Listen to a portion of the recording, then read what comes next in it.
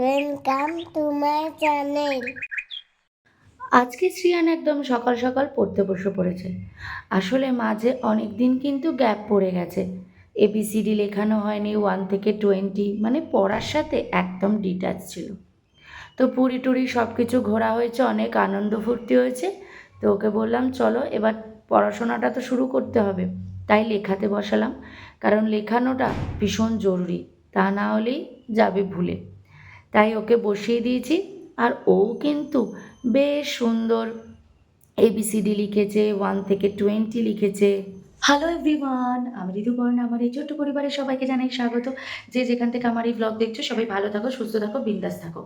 তো আজকে ব্লগটা একদম থেকে স্টার্ট করলাম। তো এখন দেখে একটু একটু আমাকে ভদ্রস্থ মনে হচ্ছে না।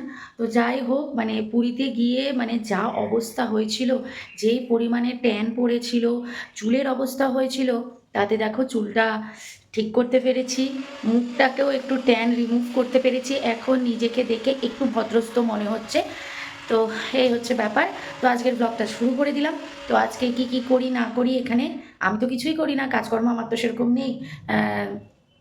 যখন ব্যাঙ্গালোরে থাকি তখন কত কাজ থাকে, আর এখন যেহেতু কাজ নেই, তো মাঝে মাঝে যেন কেমন একটা ঝিমুনি ঝিমুনি আসে। তো তাও টুকটাক যে কাজগুলো করব বা কি রান্নাবান্না হচ্ছে, এগুলো সবই তোমাদের সাথে শেয়ার করব। তো দেখতে থাকো আজকের ব্লগটা, চলতে থাকো আরও আরেকটা দিন আমার সাথে, আর এনজয় করতে থাকো এই সুন্দর মুহূর্তগুলো। এখানে মা বসিয়ে দিয়েছে শ্রিয়ানের জন্য সুজি, মাই সুজি বানাচ্ছে। আর এদিকে শ্রিয়ানের কীর্তিকলাপ দেখেছো, ও এখন গাছে জল দেবে। দেখো, গাছে জল দিতে চলে এসছে। যখন তখন ওর গাছে জল দেওয়ার ইচ্ছা হয়। এরকম রোদ উঠে গেছে, তাও কোনো কথা শুনছে না, ও গাছে জল দেবে। অ্যাকচুয়ালি বোতলটা দেখেছো তো, যেটা দিয়ে গাছে জল দিচ্ছে, এটাই হচ্ছে মেন আকর্ষণ ওর কাছে। এইটা দিয়ে ও গাছে জল দেবে। এটা নতুন দেখেছে, এরকম স্প্রে বোতল, পাম্প করে জল তুলতে হয়, তুলে ওই দেখো দেখেছো, এই যে পাম্প করে জল তুলছে, তুলে তারপরে স্প্রে করে গাছের মধ্যে। সেই নাছোড়বান্দা, সে কিছুতেই ও শুনবে না, ও গাছে জল দেবেই এখন।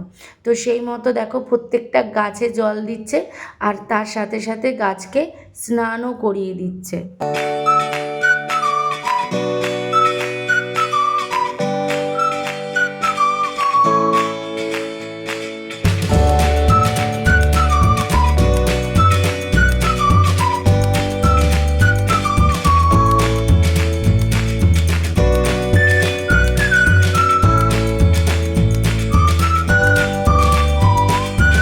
তো এবার হচ্ছে আমাদের ব্রেকফাস্টের পালা। তো আজকে করব চাউ।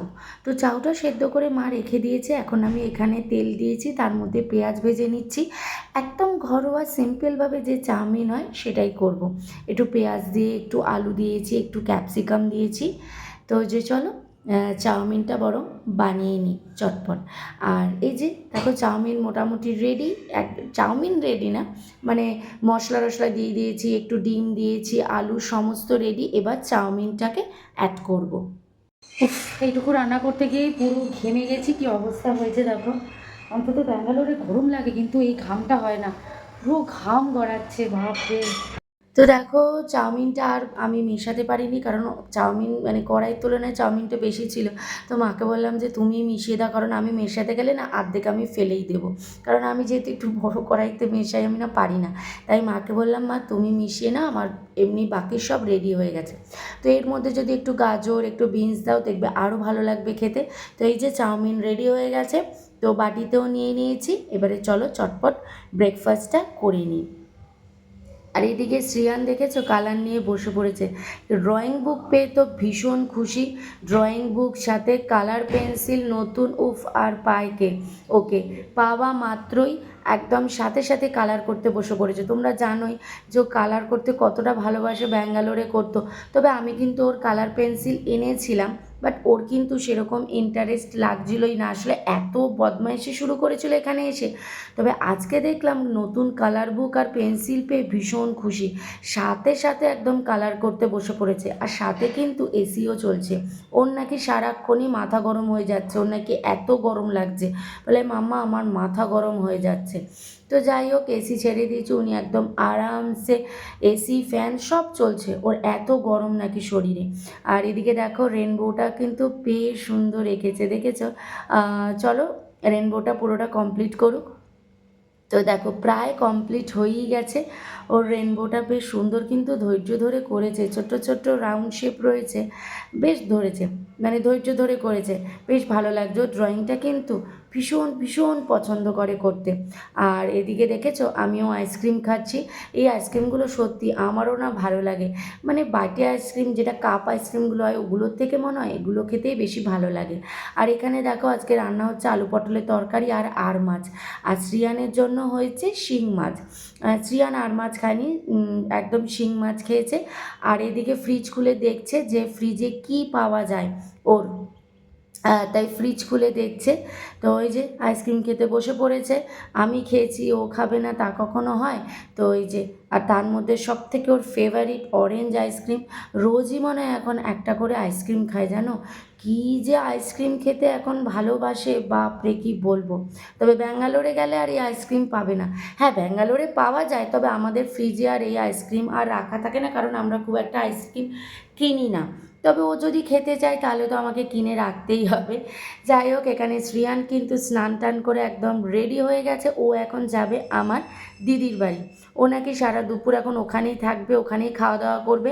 তাই জন্য মা যেহেতু ওর জন্য শিং মাছ করেছিল, তাই শিং মাছটা ওকে দিয়ে দেবে। বাবা গিয়ে ওকে দিয়ে আসবে। তো বাবা শিং মাছটা দিয়ে দেবে, দিদিভাই ওকে ওর থেকে ভাত খাইয়ে ওকে খাইয়ে দেবে বলেছে শিং মাছ দিয়ে। তো দেখো যাওয়ার কি তারা।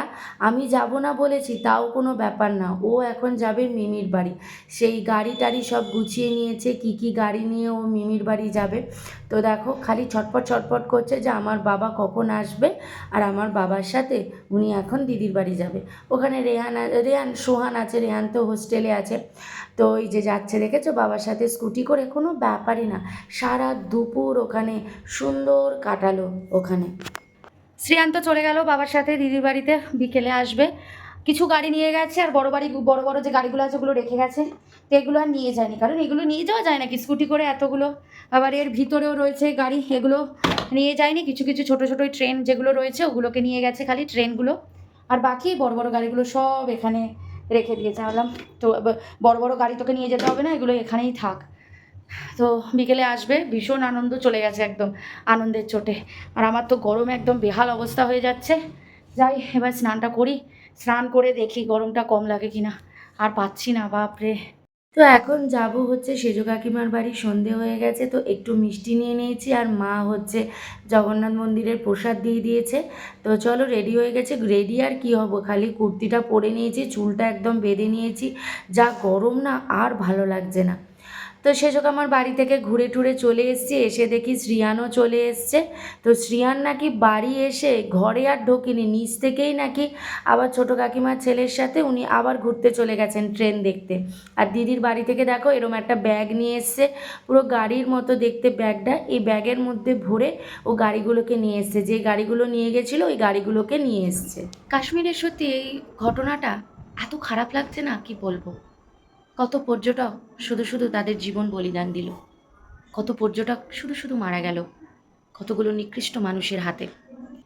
মনে হয় আর কাশ্মীর যাওয়া হবে না। এমনিতেও আমাদের কাশ্মীর যাওয়া হতো কিনা সন্দেহ ছিল। আমার তো ভীষণ ইচ্ছে ছিল কাশ্মীর যাওয়ার, ভীষণ, খুব পছন্দ ছিল যে কবে কাশ্মীর যাব। কিন্তু সোহমের একদম ইচ্ছে নেই কাশ্মীর যাওয়ার। কারণ ওকে যখনই বলতাম যে কাশ্মীর যাব, তখনই ও সবসময় বলতো যে না, আমাদের ভারতে ঘোরার অনেক সুন্দর সুন্দর জায়গা আছে, কাশ্মীর ঘোরার কোনো দরকার নেই, ওখানে গিয়ে শুধু শুধু মরার কোনো ইচ্ছে নেই। আমি তখন বলতাম যে দূর, এখন তো কিচ্ছু হয় না, এখন কি সুন্দর, কত মানুষ ঘুরতে যাচ্ছে, কত আনন্দ করছে, কি সুন্দর আমাদের ভূস্বর্গ কাশ্মীর। তো যাই, চলো না একটু ঘুরে আসি। সোহম কোনোদিনই রাজি হয়নি, ঘোরার অনেক জায়গা আছে। আজকে এই ঘটনাটা ঘটার পরে না সৌমের কথাটাই প্রথম মনে এসেছিল, যে সত্যি আজ ওর ওই কথাটাই ঘটে গেল। কি সুন্দর ভিডিও ফটো তারা তুলছিল, তারা এই ভূস্বর্গটাকে এনজয় করছিল, এই মিনি সুইজারল্যান্ড যেটা, তারই মাঝে ঘটে গেল অঘটন। কতগুলো নিকৃষ্ট মানুষের হাতে তাদের প্রাণ দিতে হলো।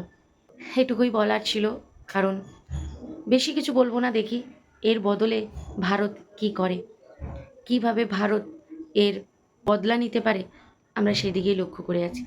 এমন বদলা নিক যাতে ওই পাকিস্তান নামটাই মুছে যাক, আর যেন না থাকে মানচিত্রে। যাই হোক, চলো ভিডিওটা এখানে এন্ড করে দিলাম।